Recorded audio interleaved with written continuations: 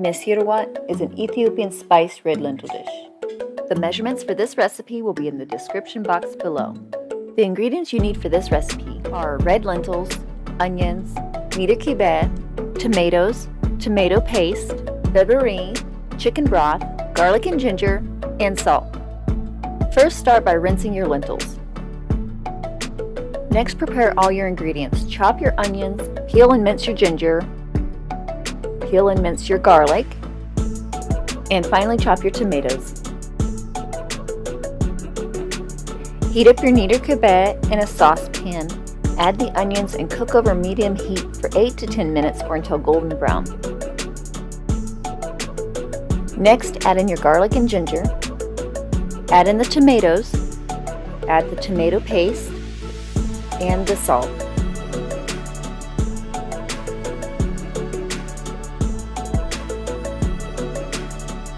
Next, add in half the measurement of your Ethiopian spice blend. Mix everything together really well. Lower the heat and cook for 5 to 7 minutes. Turn that on a medium-low. We'll let it simmer for like 5 to 7 minutes. Just don't let it burn. Alright, let's chop this paste.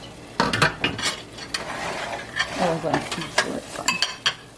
Okay, that looks good. Ready for our lentils and our broth. Let's put in our chicken broth. Okay, ready for our red lentils. Okay.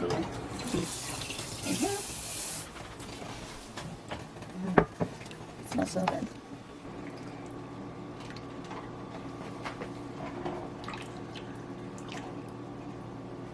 Just give them a good stir. We're going to want this to boil, so I've turned the heat back up.